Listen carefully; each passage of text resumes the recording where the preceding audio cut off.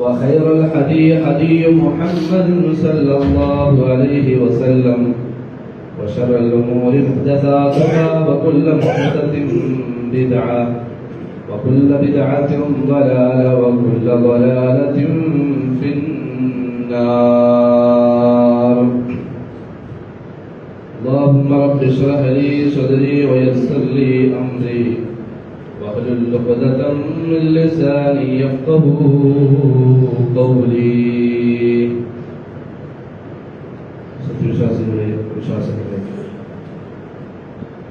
പ്രപഞ്ചലോക സൃഷ്ടാവായ അല്ലാഹു സുബ്ഹാനഹു വ തആലയുടെ വിധികളും വിലക്കുകളും പാലിച്ചുകൊണ്ട് മുഅ്മിനായി ഈമാനോടുകൂടി ജീവിതത്തെ ചിട്ടപ്പെടുത്തണമേ എന്ന് ഓരോരുത്തരെയും ഉണർത്തുകയാണ്, വസിയത്ത് ചെയ്യുകയാണ്. അല്ലാഹു സുബ്ഹാനഹു വ തആല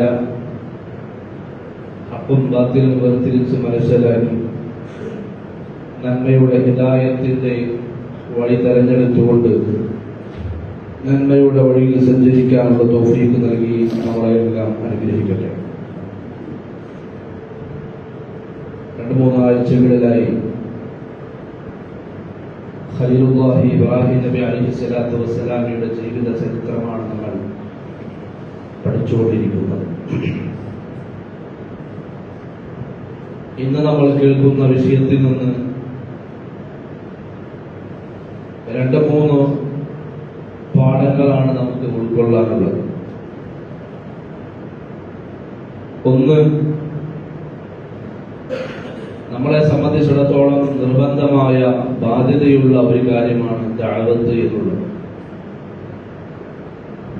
അല്ലാഹുവിന്റെ വഴിയിലേക്ക് ആളുകളെ ക്ഷണിക്കുക എന്നുള്ളത്.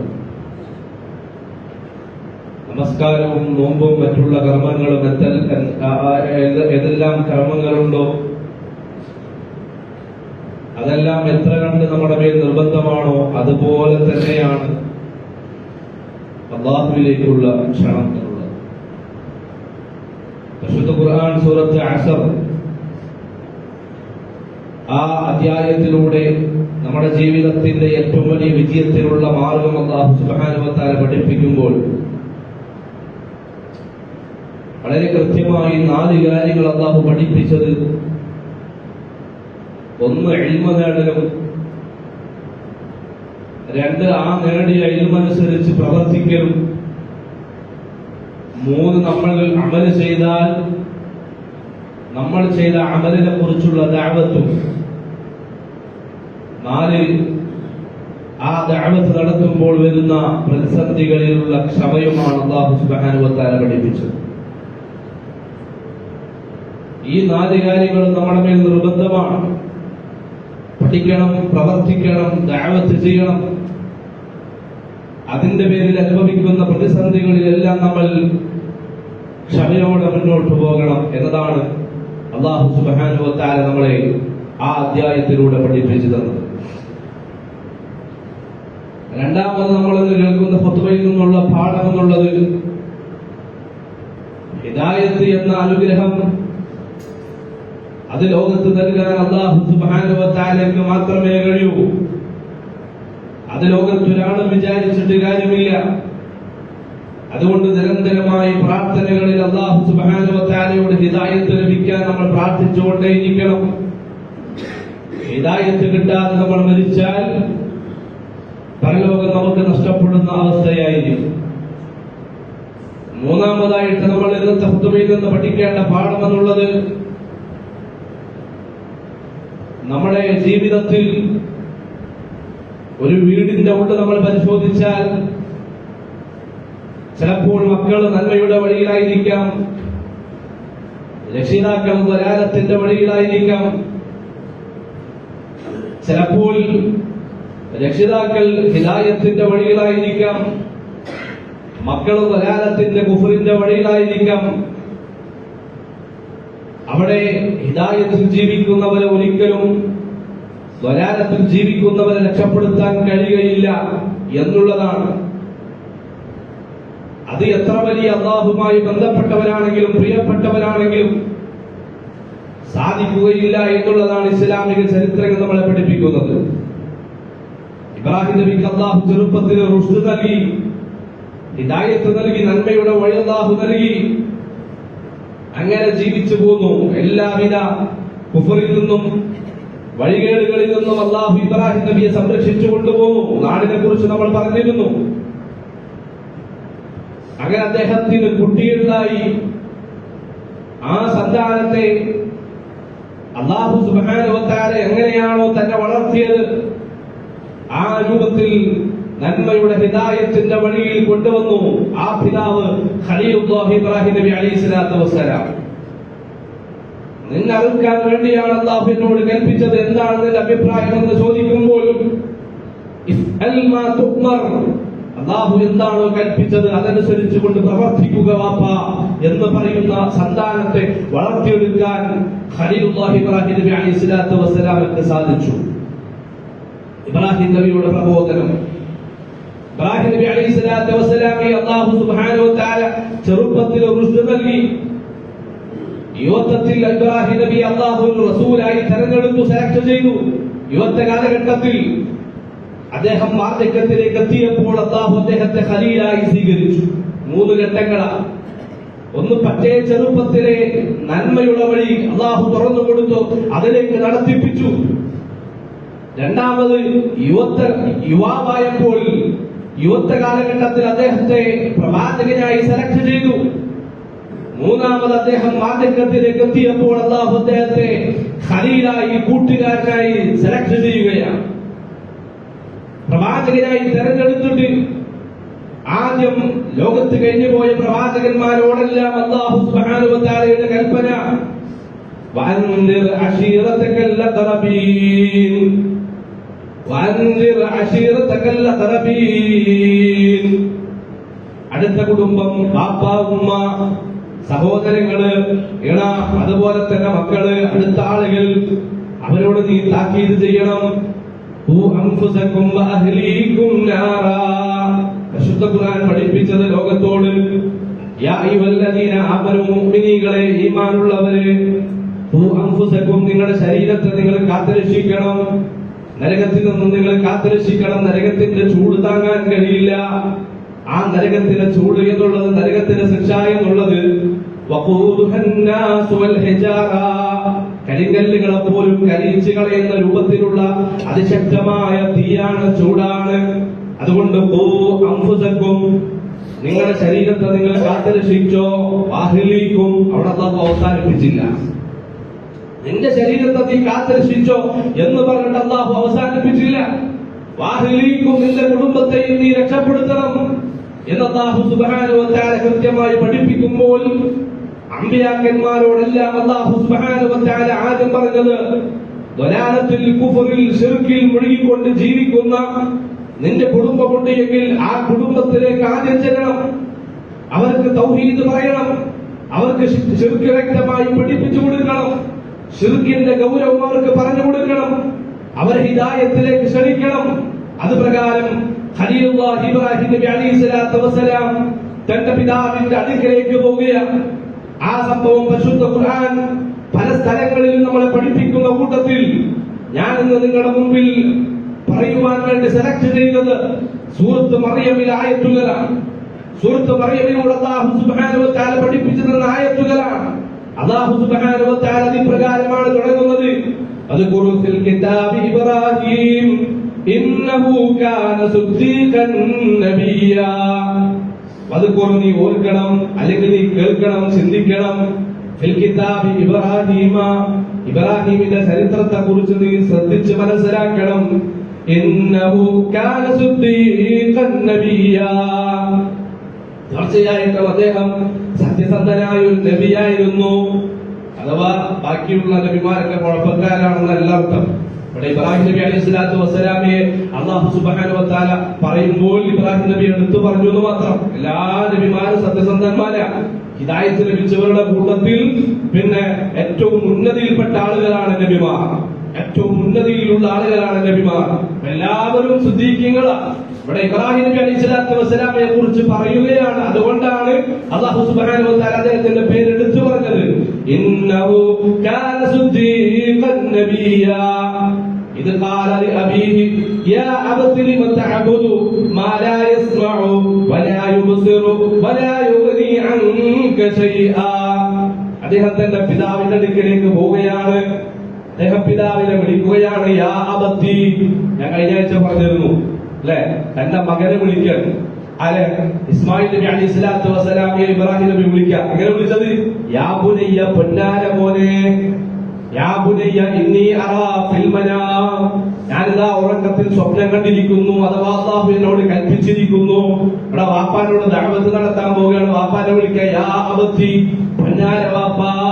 യാ ബുനയ്യ, പൊന്നാര മോനെ. അല്ലെ, ആ വാപ്പയോടുള്ള പെരുമാറ്റം എങ്ങനെയായിരിക്കണം? മകനോടുള്ള പെരുമാറ്റം എങ്ങനെയായിരിക്കണം? ഒരു വാപ്പ മകനോട്, ഒരു മകൻ വാപ്പയോട് എങ്ങനെയായിരിക്കണം എന്ന് ഖലീലുല്ലാഹി ഇബ്രാഹിം നബി അലൈഹി സ്വലാത്തു വസ്സലാം വളരെ കൃത്യമായി പഠിപ്പിച്ചത് ഞാൻ ആവർത്തിക്കുകയാണ്. കാരണം കുടുംബ ജീവിതത്തിലെ പ്രശ്നങ്ങൾ ഇന്ന് വളരെ മോശമാണ്. എന്തുകൊണ്ട് സംഭവിക്കുന്നു? പരസ്പരം സ്നേഹം അകന്നുപോയി, അതില്ലായ്മ സംഭവിച്ചു, ആദരവില്ല, ബഹുമാനമില്ല. എങ്ങനെ ഒരു വാപ്പ അല്ലെങ്കിൽ ഒരു രക്ഷിതാവ് എങ്ങനെ തന്റെ മകനെ കാണണം, ആ മകനോട് എങ്ങനെ ഇടപെടണം അറിയാത്ത സാഹചര്യം. അതുപോലെ തന്നെ ഒരു മകൻ ഏത് രൂപത്തിലാണ് വാപ്പയോട് ഇടപെടേണ്ടത്, വാപ്പയോട് പിന്നെ സംവദിക്കേണ്ടത്, വാപ്പയോട് സംസാരിക്കേണ്ടത്, ഇതൊന്നും അറിയാത്ത സാഹചര്യത്തിൽ എന്ത് ചെയ്തു? നമ്മുടെ കുടുംബ പ്രശ്നങ്ങൾ ആകെ വർദ്ധിച്ചു വരുന്ന ഒരു സാഹചര്യം. മോനെ വിളിക്കുക ഇബ്രാഹിം നബി, വാപ്പയായ ഇബ്രാഹിം നബി, യാ ബുനയ്യ, പൊന്നാര മോനെ. ഇതിനേക്കാൾ വലിയ സ്നേഹമാരെന്താ ഉള്ളത്? ആ വിളിയിലുണ്ട് എല്ലാം. അല്ലെ, വാപ്പയെ വിളിക്കാണ്, യാ അബതി, പൊന്നാര വാപ്പ. അടുത്ത നമ്മൾ ശ്രദ്ധിക്കേണ്ടത്, ലിമ തഅബുദു, എന്തിനാണ് താങ്കൾ ആരാധിക്കുന്നത്? എന്തിനാണ് താങ്കൾ ആരാധിക്കുന്നത്? മാ ലാ യസ്മഉ വലാ യുബ്സിറു വലാ യുഗ്നി അൻക ശൈആ. ശരിക്കും ശ്രദ്ധിച്ചോട്ടോ, ശരിക്കും ശ്രദ്ധിച്ചോ. നമ്മളിൽ ബഹുഭൂരിപക്ഷവും ശിർക്ക് ചെയ്യുന്ന ആളുകളാണ്. അല്ലാഹു നമ്മളെ കാത്തുരക്ഷിക്കട്ടെ. മൺമറഞ്ഞു പോയ ഔലിയാക്കന്മാർ, മൺമറഞ്ഞു പോയ തങ്ങന്മാർ, മൺമറഞ്ഞു പോയ ബാവമാർ, ബീവിമാർ, അതുപോലെ തന്നെ പ്രവാചകന്മാർ, അല്ലാഹുവിന്റെ ഇഷ്ടപ്പെട്ട ആളുകൾ, അല്ലാഹുവിന്റെ മുഖർറബീകൾ, അവർ നമ്മൾ വിളിച്ചാൽ വിളി കേൾക്കും, അവർ നമ്മളെ വിളിക്ക് ഉത്തരം നൽകും എന്ന വിശ്വാസം വെച്ച് പുലർത്തിക്കൊണ്ട് രോഗം വന്നാൽ ആ രോഗം മാറിക്കിട്ടുവാൻ വേണ്ടി മൺമറഞ്ഞു പോയ ആളുകളെ വിളിച്ചു നേടുന്ന ആളുകളുണ്ട്. ഇന്ന് പള്ളി കയറി വരുന്ന സമയത്ത്, ഞാൻ ഈ പള്ളിയുടെ ഉള്ളിലേക്ക് കയറി വരുന്ന സമയത്ത് ഒരു പിതാവ് ആ കവാടത്തിന്റെ അടുക്കൽ ഇരിക്കുകയാണ്. ആ പിതാവ് ആ കവാടത്തിന്റെ അടുക്കൽ ഇരുന്നുകൊണ്ട് ഞാൻ വന്ന സാഹചര്യത്തിൽ എന്നോട് പറഞ്ഞു, മൗലവി ഞാനൊന്ന് സംസാരിക്കട്ടെ. അത് സംസാരിക്കും. ഞാൻ എന്റെ കോട്ട് മാറ്റിക്കൊണ്ടിരിക്കുകയാണ്. ആ സമയത്ത് സംസാരിക്കാൻ പറഞ്ഞു. സംസാരിച്ചു. 2-2.5 വയസ്സ് പ്രായമുള്ള ആ വാപ്പ, 2-2.5 വയസ്സുള്ള ആ വാപ്പയുടെ മകൻ ക്യാൻസർ ബാധിച്ചിട്ട് ഡോക്ടർമാരെല്ലാം കൈയൊഴിഞ്ഞ സാഹചര്യമാണ്. 4ാമത്തെ സ്റ്റേജിലാണ് ഇരിക്കുന്നത്. ഈ ഒരു ആപത്തുണ്ടല്ലോ, ഈ ഒരു രോഗമുണ്ടല്ലോ, എല്ലാവരെയും പടർന്ന് പന്തലിച്ചുകൊണ്ടിരിക്കുന്ന സാഹചര്യമാണ്. എന്റെ ഭാര്യപിതാവ് ഇന്നും അതിന്റെ വേദന അനുഭവിച്ചുകൊണ്ടിരിക്കുകയാണ്. മിനിയാന്നാണ് ഒരു കീമ കഴിഞ്ഞുകൊണ്ടുവന്നത്. എവിടെ നോക്കിയാലും നമ്മുടെ വീട്ടിനുള്ളിൽ, അയൽപ്പക്കത്ത്, നാടുകളിൽ, എല്ലായിടത്തും ഈ ഒരു രോഗം ആകെ പടർന്ന് പന്തലിച്ചുകൊണ്ടിരിക്കുകയാണ്. പ്രിയമുള്ളവരെ, എത്ര കാലം നമ്മൾ ഉണ്ടാകുമെന്ന് അറിയാൻ പറ്റൂല. 2.5 വയസ്സ് പ്രായമുള്ള ആ പൊന്നുമോന്റെ അവസ്ഥ 4th സ്റ്റേജിലാണുള്ളത്. തല മുഴുവൻ ക്യാൻസർ ബാധിച്ച സാഹചര്യം. ആ പൊന്നുമോന് അല്ലാഹു എല്ലാവിധ ശിഫയും കൊടുക്കട്ടെ. ആ പൊന്നുമോന് വേണ്ടി ആത്മാർത്ഥമായിട്ട് പ്രാർത്ഥിക്കണം. നമ്മളെല്ലാം ആത്മാർത്ഥമായിട്ട്.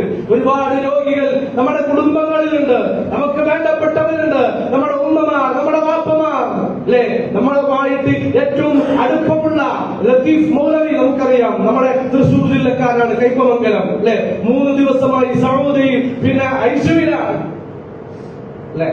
മാരകമായ രോഗങ്ങൾ പിടിപെട്ട ആളുകൾ പ്രയാസപ്പെട്ടുകൊണ്ടിരിക്കുകയാണ്. എല്ലാവർക്കും അല്ലാഹു ഖൈറും ബറക്കത്തും സമാധാനവും ആ പൊന്നുമോന്റെ കുടുംബത്തിന് അല്ലാഹു എല്ലാവിധ സമാധാനവും നൽകി അല്ലാഹു അനുഗ്രഹിക്കട്ടെ. നമുക്കിത് പ്രാർത്ഥിക്കാൻ പറ്റുള്ളൂ. ഞാൻ ഇതിനെ സൂചിപ്പിച്ചെന്നറിയോ, ആ വാപ്പ എന്റെ അടുക്കൽ വന്നിട്ട് പറയാണ്, മൗലവി നിങ്ങളൊന്ന് തുവയിൽ ഒന്ന് അല്ലാഹുവിനോട് പ്രാർത്ഥിക്കണം. ആളുകളൊക്കെ നാമീൻ പറയട്ടെ. പ്രാർത്ഥിച്ചു. അല്ലാഹു സ്വീകരിക്കട്ടെ. പ്രിയമുള്ളവർ, ഇത് അനുവദിക്കപ്പെട്ടതാണ്. ഇത് അനുവദിക്കപ്പെട്ടതാണ്. റസൂലുള്ളാഹിന്റെ അടുക്കലേക്ക് വന്നിട്ട് റസൂൽ സല്ലല്ലാഹു അലൈഹി വസല്ലം ഖുത്ബ പറഞ്ഞുകൊണ്ടിരിക്കുമ്പോൾ, നബിയേ ഞങ്ങൾക്ക് മഴയില്ല നബിയേ, മഴ കിട്ടാൻ വേണ്ടി താങ്കളൊന്ന് പ്രാർത്ഥിക്കണം അല്ലാഹുവിനോട് താങ്കളൊന്ന് പ്രാർത്ഥിക്കണം. നബി സല്ലല്ലാഹു അലൈഹി വസല്ലം പള്ളി മിമ്പറിൽ വെച്ച് പ്രാർത്ഥിക്കുകയാണ്. ആ പ്രാർത്ഥന അല്ലാഹു സ്വീകരിച്ച് അവർക്ക് സമൃദ്ധമായ മഴ ലഭിച്ചു. ഏറ്റവും നല്ല സമയമാണ്, പ്രാർത്ഥിക്കാൻ പറ്റിയ സമയമാണ്, അല്ലാഹു സ്വീകരിക്കുന്ന സമയമാണ്. നമ്മുടെ പ്രാർത്ഥനകൾ അല്ലാഹു സ്വീകരിക്കട്ടെ, നമ്മുടെ കർമ്മങ്ങൾ അല്ലാഹു സ്വീകരിക്കട്ടെ. അല്ലെ, ഞാൻ മരിച്ചു, ഇത് അനുവദിക്കപ്പെട്ടതാണ്. ഞാനിപ്പോ ജീവിച്ചിരിപ്പുണ്ട്, ഹയാത്തിലുണ്ട്. ഞാൻ മരിച്ചതിന് ശേഷമാണ് നമ്മുടെ ഖത്തീബ് അദ്ദേഹത്തിന് ഇങ്ങനെ തോന്നാണ്, നല്ല മനുഷ്യനാണല്ലോ, അദ്ദേഹം തൊപ്പിയൊക്കെ ഇട്ടിട്ടുണ്ട് ജീവിതകാലത്ത്, അദ്ദേഹം പിന്നെ വലിയ തോപ്പൊക്കെ ഇട്ട് ഖുത്ബ പറയുന്ന ആളാണല്ലോ, നമ്മുടെ ഇമാമാണല്ലോ. എന്നിട്ട് കബറുകൾ ആർക്ക് വന്ന് പറഞ്ഞാലോ, ഞാൻ കിടക്കുന്ന എന്റെ ബർസഖിയായ ലോകത്ത് എന്റെ കബറിനടുക്കൽ എന്നെ അടക്കിയ കബറിന്റെ ചാരത്ത് വന്നിട്ട്, മൗലവി നിങ്ങൾ എന്റെ മക്കൾക്ക് വേണ്ടി എന്റെ കുട്ടിക്ക് വേണ്ടി ഒന്ന് പ്രാർത്ഥിക്കുമോ എന്ന് ചോദിച്ചാൽ അവിടെ ശിർക്ക് സംഭവിച്ചു. എന്തുകൊണ്ട്? വളരെ കൃത്യമായി അല്ലാഹു സുബ്ഹാനഹു വ തആല പഠിപ്പിക്കുകയാണ്, ഇൻ തദഊഹും ലാ യസ്മഊ ദുആഅകും. ഇത് നിങ്ങൾ ചിന്തിക്കാത്തത്, ചിന്തിക്ക് സഹോദരങ്ങളെ. ഒരു ജാറത്തിലും നമ്മൾ കയറിയിറങ്ങിയിട്ട് ആവശ്യമില്ല. മൺമറഞ്ഞു പോയവരോട് നമ്മൾ പ്രാർത്ഥിക്കണ്ട, നമ്മൾ പ്രാർത്ഥിച്ചിട്ട് കാര്യമില്ല. ആരാ പ്രാർത്ഥിക്കുന്നത് കേട്ടോ? ഇർതകബതു അലൽ ഖത്താ ഗൈറ ഹസരിൻ വഅദാ ലക അശ്കു ഫീഹി യാ സയ്യിദി ഖൈറൻ നബി കുറ്റമെന്ന വാഹനമിൽ അറ്റമില്ലാന കയറി അങ്ങയോടന്യായം നബിയെ സയ്യിദി ഖൈറൻ നബി. പണ്ട് മുതലേ നമ്മൾ പറയുന്നതാ, സകല മാലകളും മൗലൂദുകളും കൊണ്ടുപോയിട്ട് വേസ്റ്റ് കൊട്ടയിലേക്ക് നമ്മൾ വലിച്ചെറിയണം. കാരണം എന്താ? അതിലുള്ളത് മുഴുവൻ ശിർക്കിന്റെ വരികളാണ്. അത് ചൊല്ലുന്നതിലൂടെ ഒരാൾ ശിർക്കിലേക്ക് പോയി കൂപ്പുകുത്തുകയാണ്.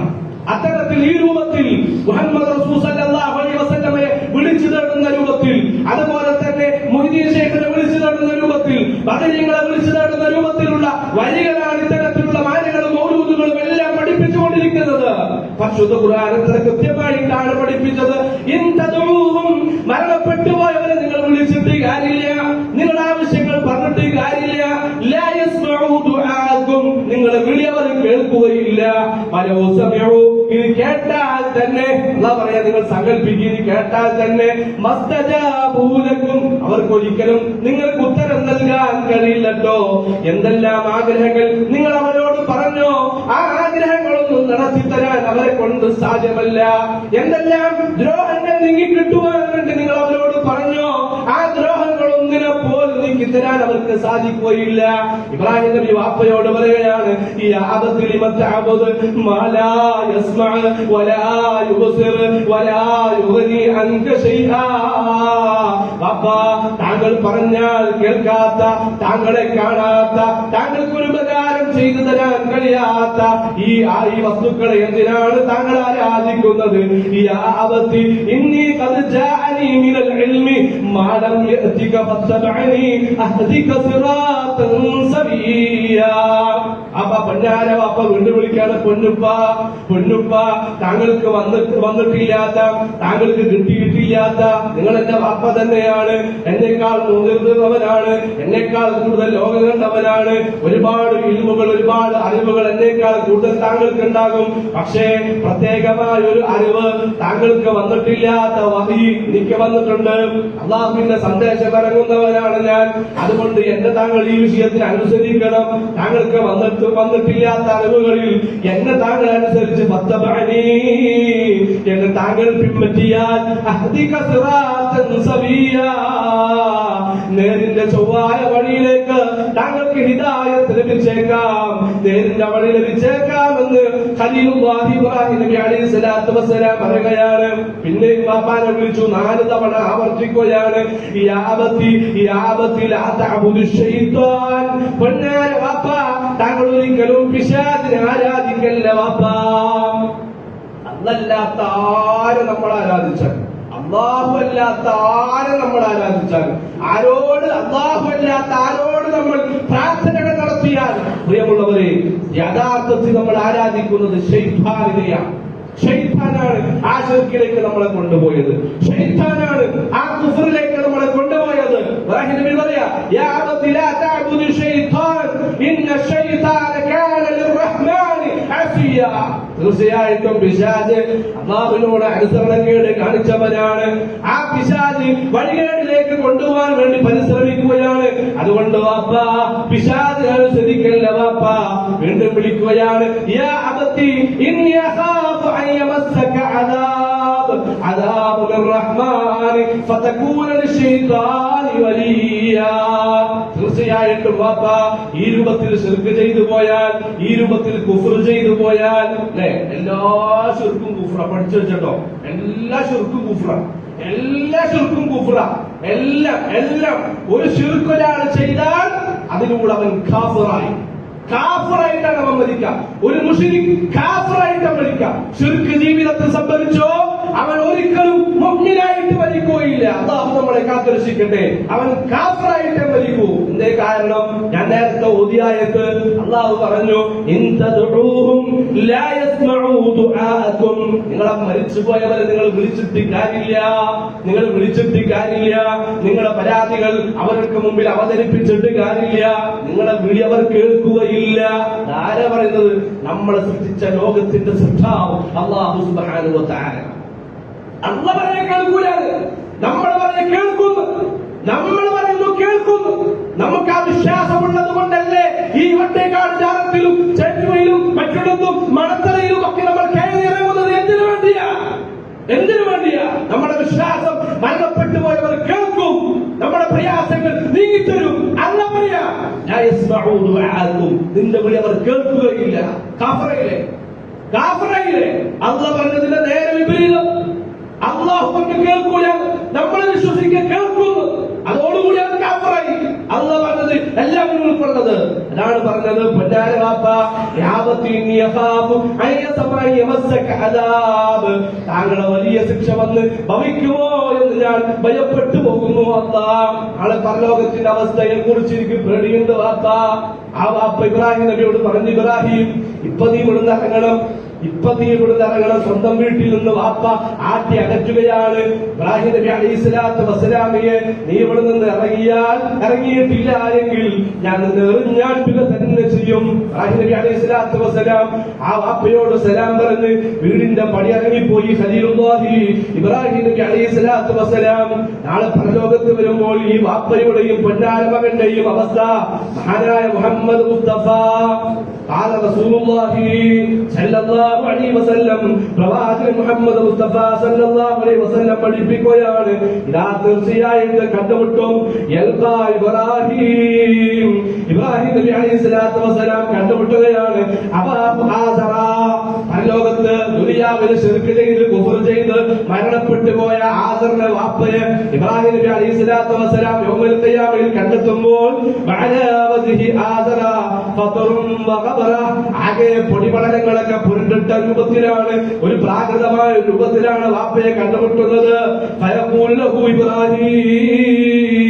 ഇബ്രാഹിം നബി അലൈഹിസ്സലാത്തു വസ്സലാം വാപ്പയെ കണ്ടുമുട്ടുമ്പോ വാപ്പയോട് പറയുകയാണ്, വാപ്പ, എത്ര ഞാൻ താങ്കളോട് പറഞ്ഞതാ, എന്നോട് അനുസരണക്കേട് കാണിക്കരുത്. താങ്കൾക്ക് വന്നിട്ടില്ലാത്ത പ്രത്യേകമായ അറിവ് അഥവാ വഹീലേക്ക് വരുന്നുണ്ട് എന്ന് താങ്കളോട് എത്ര തവണ ഞാൻ താങ്കളോട് പറഞ്ഞതാണ് വാപ്പ. താങ്കളോട് ഒരുപാട് പ്രാവശ്യം എന്നോട് അനുസരണക്കേട് കാണിക്കല്ലേ എന്ന് പറഞ്ഞല്ലോ. ഫയഖൂലു അബൂ, ആ സമയത്ത് വാപ്പ പറയാണ്,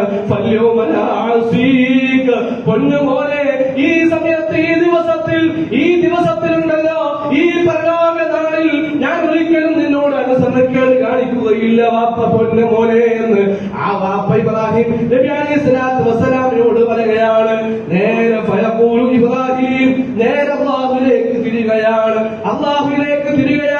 അല്ലാഹുവിനോട് പറയുകയാണ്, യാ റബ്ബ്, എന്റെ റബ്ബേ ഇന്നക വഅദ്തനി, താങ്കൾ എന്നോട് നീ വാഗ്ദാനം നൽകിയിട്ടുണ്ടല്ലോ, എനിക്ക് നീ ഉറപ്പ് നൽകിയിട്ടുണ്ടല്ലോ, അല്ലാ തുഖ്സിനി യൗമ യുബഅസൂൻ, ഈ പുനരുദ്ധാരണ നാളിൽ, ഈ പരലോക നാളിൽ ഒരിക്കലും എന്നെ ഒരിക്കലും ലജ്ജിപ്പിക്കുകയില്ല, എനിക്ക് നാണക്കേടുണ്ടാക്കുകയില്ല, എന്നെ ദുഃഖിപ്പിക്കുകയില്ല എന്ന് എനിക്ക് അല്ലാഹ് താങ്കൾ നൽകിയ നീ നൽകിയ വാഗ്ദാനമാണല്ലോ, വാഗ്ദാനമാണല്ലോ, ഉറപ്പാണല്ലോ. എന്നിൽ നിന്നും എന്റെ വാപ്പയെ ദൂരമാക്കുന്ന അവസ്ഥയുണ്ടല്ലോ, ഇതിനേക്കാൾ വലിയ നാണക്കേട് എനിക്ക് എന്താണുള്ളത് അല്ലാഹ് എന്ന് ഇബ്രാഹിം നബി അലൈഹി സ്വലാത്തു വസ്സലാം അല്ലാഹുവിനോട് പറയുമ്പോൾ അല്ലാഹു സുബ്ഹാനഹു വ തആല പറയുകയാണ്, ഇന്നി ഹറംതുൽ ജന്ന അലൽ കാഫിരീൻ. കാഫിറായിട്ട് മരണപ്പെട്ട ആളുകൾക്ക് മുഴുവൻ ഞാൻ തീർച്ചയായിട്ടും സ്വർഗം അവന്റെ മേൽ ഹറാമാക്കിയിരിക്കുന്നു എന്നായിരിക്കും അല്ലാഹു സുബ്ഹാനഹു വ തആല നാളെ ഇബ്രാഹിം നബി അലൈഹി സ്വലാത്തു വസ്സലാമയോട് പറയുക. അല്ലാഹുവിന്റെ ഖലീലായി സെലക്ട് ചെയ്യപ്പെട്ട ഇബ്രാഹിം നബിക്ക് പോലും എന്ത് ചെയ്യാൻ പറ്റിയില്ല, തന്റെ പിതാവിനെ രക്ഷപ്പെടുത്താൻ പറ്റിയില്ല എന്നുള്ളതാണ് ഈ ചരിത്രം നമുക്ക് നൽകുന്ന പാഠം. പ്രിയമുള്ളവരെ, ഹിദായത്ത് ലഭിക്കാൻ മരിക്കുന്ന സമയത്ത് ലാ ഇലാഹ ഇല്ലല്ലാഹ് എന്ന കലിമത്തു തൗഹീദ് ചൊല്ലിക്കൊണ്ട് മരിക്കാൻ നമുക്ക് സൗഭാഗ്യം ലഭിക്കണം. മനാഖിറു ഖൗലിഹി ലാ ഇലാഹ ഇല്ലല്ലാഹ് ദഖലൽ ജന്ന. ഒരാള് ഈ ലോകത്തോട് വിട പറയുമ്പോ അവന്റെ അവസാനത്തെ വാക്ക്, നാവിലൂടെ വരുന്ന അവസാനത്തെ വാക്ക് പിന്നെ ലാ ഇലാഹ ഇല്ലല്ലാഹ് എന്നായാൽ അവൻ സ്വർഗത്തിൽ പ്രവേശിച്ചു. അതുകൊണ്ട് റസൂലുള്ളാഹി പറയുകയാണ്, ലഖിനൂ മൗതാകും ലാ ഇലാഹ ഇല്ലല്ലാഹ്. ഒരാൾ മരിക്കാൻ പോകുകയാണെന്ന് നിങ്ങൾക്ക് തോന്നിയാൽ, മരണപ്രാളം പഠിച്ചുകൊണ്ടിരിക്കുന്നവരുടെ സമീപത്ത് നിങ്ങൾ എത്തിയാൽ, മറ്റുള്ള അനാവശ്യമായ സംസാരങ്ങളെല്ലാം മാറ്റിവെച്ചിട്ട് ലാ ഇലാഹ ഇല്ലല്ലാഹ് ചൊല്ലണേ, ലാ ഇലാഹ ഇല്ലല്ലാഹ് ചൊല്ലിക്കൊണ്ടിരിക്കണേ എന്ന് ഖാല റസൂലുള്ളാഹി സ്വല്ലല്ലാഹു അലൈഹി വസല്ലം അതിനുള്ള തൗഫീഖ് നൽകി. ആ കലിമത്തു തൗഹീദ് ഉച്ചരിച്ചുകൊണ്ട് ഈ ലോകത്തോട് വിട പറയാനുള്ള തൗഫീഖ് നൽകി അല്ലാഹു നമ്മളെ എല്ലാം അനുഗ്രഹിക്കട്ടെ. പ്രിയമുള്ളവരെ, വാപ്പ ജന്നാത്തുൽ ഫിർദൗസിലാണ്, മോന് ഒരു സ്വർഗ്ഗത്തിന്റെ ഏതെങ്കിലും ഒരു മൂലയിലുണ്ട്, അതല്ലെങ്കിൽ മോന് ജന്നാത്തുൽ ഫിർദൗസിലാണ്, വാപ്പയോ ഉമ്മയോ സ്വർഗ്ഗത്തിന്റെ ഏതെങ്കിലും ഒരു മൂലയിലുണ്ട്.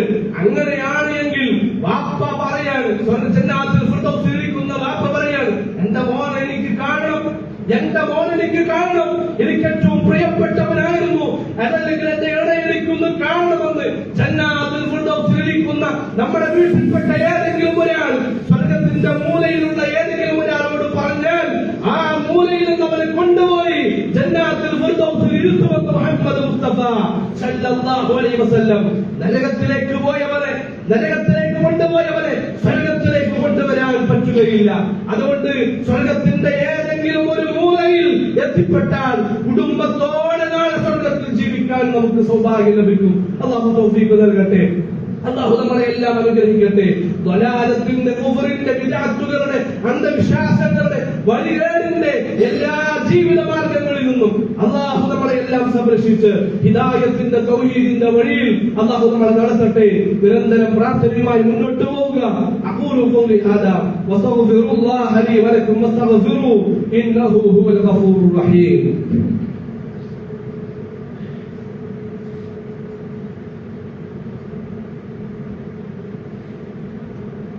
الحمد لله رب العالمين والصلاة والسلام على رسول الأمين وعلى آله وصحبه أجمعين أما بعد. ഒരിക്കൽ കൂടി അല്ലാഹു സുബ്ഹാനഹു വ തആലയുടെ വിധികളും വിലക്കുകളും പാലിച്ചുകൊണ്ട് ജീവിക്കണമേ എന്ന് സത്യവിശ്വാസികളോടും വിശ്വാസിനികളോടും ഉണർത്തുകയാണ് വസിയത്ത് ചെയ്യുക. യുദ്ധത്തെക്കുറിച്ച് ഒന്നും പറഞ്ഞില്ല എന്ന് പറയരുത്, പറയാൻ സാധ്യതകളുണ്ട്. പക്ഷേ 1-2 ആഴ്ചകൾക്ക് മുമ്പ് എന്റെ ഖുതുബ കേട്ടവർക്കറിയാം, യുദ്ധത്തെക്കുറിച്ച് ഞാൻ സംസാരിച്ചിരുന്നു. പ്രത്യേകിച്ച് പുതിയ നിലപാടുകളൊന്നുമില്ല. ആര് ഭീകരവാദം പ്രവർത്തിച്ചോ, ആര് തീവ്രവാദം പ്രവർത്തിച്ചോ തെറ്റ് തന്നെയാണ്. അത് മുസ്ലിം പ്രവർത്തിച്ചാലും ഭീകരവാദം തന്നെയാണ്. ഒരു ഹിന്ദുവോ ക്രിസ്ത്യാനിയോ അമുസ്ലിങ്ങളിൽപ്പെട്ട ആര് പ്രവർത്തിച്ചാലും, അത് ആര് ചെയ്താലും ഭീകരവാദം അത് ഭീകരവാദം തന്നെയാണ്, തീവ്രവാദം അത് തീവ്രവാദം തന്നെയാണ്. നമ്മളെ സംബന്ധിച്ചിടത്തോളം ഇവിടെ കൃത്യമായ നിലപാട് നമുക്കുണ്ടാകണം. ഒരാളെ നമ്മൾ അന്യായമായിട്ട് കൊന്നാൽ, ഒരാളെ നമ്മൾ ന്യായമില്ലാതെ നമ്മൾ കൊന്നാൽ ഭൂമി ലോകത്തുള്ള സകല ആളുകളെയും കൊന്നതിന് തുല്യമാണ് എന്നതാണ് പരിശുദ്ധ ഖുർആൻ പഠിപ്പിച്ചത്. ഒരാൾ നമ്മൾ ജീവിക്കാൻ അനുവദിച്ചാൽ അവര് ലോകത്തുള്ള സകല മനുഷ്യരെയും ജീവിക്കാൻ അനുവദിച്ചതിന് തുല്യമാണ് എന്നതാണ് ഇസ്ലാം നമ്മളെ പഠിപ്പിച്ച പ്രമേയം. അതുകൊണ്ട് തന്നെ നമ്മളെ സംബന്ധിച്ചിടത്തോളം കൊലപാതകം എന്നുള്ളത് ഒരാളെ കൊല്ലുക എന്നുള്ളത് വൻ പാപങ്ങളിൽപ്പെട്ടത്, വൻ പാപങ്ങൾ എണ്ണിയ കൂട്ടത്തിലാണ് മുഹമ്മദ് മുസ്തഫ സല്ലല്ലാഹു അലൈഹി വസല്ലം കൊലപാതകത്തെ നമ്മളെ പഠിപ്പിച്ചതെന്നുള്ളത്. അത്ര മാത്രമേ ഈ വിഷയത്തിൽ ഇപ്പോൾ നമുക്ക് ചർച്ച ചെയ്യാറുള്ളൂ. വേറെ കൂടുതലായിട്ടൊന്നും നമുക്ക് പറയാനില്ല. ഇനി റബ്ബ് സുബ്ഹാനഹു വ തആല എന്താണോ തീരുമാനിച്ചത് അതുപോലെ നടക്കട്ടെ. ഏതായാലും നിരപരാധികൾ വധിക്കപ്പെടുന്ന സാഹചര്യം അതൊരിക്കലും ഉണ്ടായിക്കൂടാ. അതുണ്ടായാൽ ഒരു നിരപരാധിയായ മനുഷ്യൻ അവൻ പീഡിപ്പിക്കപ്പെട്ട് അവൻ റബ്ബിലേക്ക് കരങ്ങൾ ഉയർത്തിയാലുണ്ടല്ലോ അവന്റെ കരങ്ങൾ കാലിയായി അല്ലാഹു തള്ളിക്കളയുകയില്ല എന്ന് മുഹമ്മദ് മുസ്തഫ റസൂൽ കരീം സല്ലല്ലാഹു അലൈഹി വസല്ലം. അങ്ങനെ സംഭവിച്ചാൽ നമ്മളെല്ലാം പേടിക്കേണ്ടി വരും. അങ്ങനെ സംഭവിച്ചാൽ അല്ലാഹുവിന്റെ അദാബ് ഇറങ്ങിക്കഴിഞ്ഞാൽ, അല്ലാഹുവിന്റെ ശിക്ഷ ഇറങ്ങിക്കഴിഞ്ഞാൽ തീർച്ചയായിട്ടും റബ്ബിന്റെ ശിക്ഷയ്ക്ക് മുമ്പിൽ പിടിച്ചു നിൽക്കാൻ നമുക്ക് സാധിക്കുകയില്ല. ആ റബ്ബിനെയാണ് നമ്മൾ സൂക്ഷിച്ചുകൊണ്ട് മുന്നോട്ട് പോകേണ്ടത്. അല്ലാഹു നമ്മളെ എല്ലാം അനുഗ്രഹിക്കട്ടെ. അല്ലാഹു സുബ്ഹാനഹു വ തആല നമ്മളെ എല്ലാം അനുഗ്രഹിക്കട്ടെ. നാളെ അല്ലാഹുവിന്റെ സ്വർഗ്ഗം നൽകി അല്ലാഹു നമ്മളെ എല്ലാം അനുഗ്രഹിക്കട്ടെ. കത്തിച്ചൊലിക്കുന്ന നരകത്തിൽ നിന്ന് അല്ലാഹു നമ്മളെ എല്ലാം കാത്തുരക്ഷിക്കട്ടെ. ആ പുന്നാര മകന് വേണ്ടി ഒരിക്കൽ കൂടെ പ്രാർത്ഥിക്കുകയാണ്. അല്ലാഹു സുബ്ഹാനഹു വ തആല എന്തൊരു ഖൈറാണോ ഉദ്ദേശിച്ചത് ആ ഖൈർ ആ മകന്റെ ജീവിതത്തിൽ, ആ 2.5 വയസ്സ് പ്രായമുള്ള മകന്റെ ജീവിതത്തിൽ അല്ലാഹു സുബ്ഹാനഹു വ തആല നൽകട്ടെ. അല്ലാഹു ബർക്കത്ത് നൽകട്ടെ. ആ ഉമ്മക്കും ബാപ്പക്കും വീട്ടിലുള്ളവർക്കുമെല്ലാം അല്ലാഹു സുബ്ഹാനഹു വ തആല ഹൃദയത്തിൽ വിശാലത കൊടുക്കട്ടെ. സൗഖ്യവും സമാധാനവും അല്ലാഹു സുബ്ഹാനഹു വ തആല പ്രദാനം ചെയ്യട്ടെ. ഇത്തരത്തിലുള്ള മാരകമായ രോഗങ്ങളിൽ നിന്ന് അല്ലാഹു നമ്മളെല്ലാം കാത്തുരക്ഷിക്കട്ടെ. നമ്മുടെ കുടുംബത്തെ എല്ലാം അല്ലാഹു കാത്തുരക്ഷിക്കട്ടെ. റഹ്മാനായ റബ്ബേ, ഞങ്ങളുടെ പ്രാർത്ഥനകൾ നീ സ്വീകരിക്കണേ അല്ലാഹ്. ഞങ്ങളുടെ അമലുകൾ നീ സ്വീകരിക്കണേ അല്ലാഹ്. നാളെ നിന്റെ ജന്നാത്തുൽ ഫിർദൗസിൽ കടന്നു വരാനുള്ള തൗഫീഖ് നൽകി നീ ഞങ്ങളെ എല്ലാം അനുഗ്രഹിക്കണേ റഹ്മാനേ. അല്ലാഹുമ്മ ഗ്ഫിർ ലിൽ മുഅ്മിനീന വൽ മുഅ്മിനാത്ത് والمسلمين والمسلمات الأحياء منهم والأموات إنك مجيب الدعوات يا قاضي الحاجات. اللهم أجرنا من النار، اللهم أجرنا من النار، اللهم أجرنا من النار. اللهم رب ارحمهما كما ربيانا صغيرا، اللهم رب ارحمهما كما ربيانا صغيرا. ربنا هب لنا من أزواجنا وذرياتنا قرة أعين واجعلنا للمتقين إماما. اللهم يا مقلب القلوب ثبت قلوبنا على دينك. اللهم يا مصرف القلوب صرف قلوبنا على طاعتك. ربنا لا تزغ قلوبنا بعد إذ هديتنا وهب لنا من لدنك رحمة إنك أنت الوهاب. اللهم ارحمنا يا أرحم الراحمين. اللهم اغفر لنا ذنوبنا يا رب العالمين. اللهم اعز الإسلام والمسلمين، اللهم اعز الإسلام والمسلمين ودمر أعداءك أعداء الدين، ودمر أعداءك أعداء الدين. اللهم انصر إخوان المسلمين في كل مكان. اللهم انصر إخوان المسلمين في كل مكان. اللهم انصر إخوان المسلمين في كل مكان. اللهم انصر إخوان المسلمين في فلسطين. اللهم ارحمهم، اللهم اغفر لهم. ربنا تقبل منهم من شهدائهم يا رب العالمين. اللهم ربنا تقبل منا من صلاتنا وصيامنا وقيامنا وكل من أعمال صالحاتنا يا رب العالمين. ربنا آتنا في الدنيا حسنة وفي الآخرة حسنة وقنا عذاب النار. اللهم صل على محمد وعلى آل محمد كما صليت على إبراهيم وعلى آل إبراهيم إنك حميد مجيد.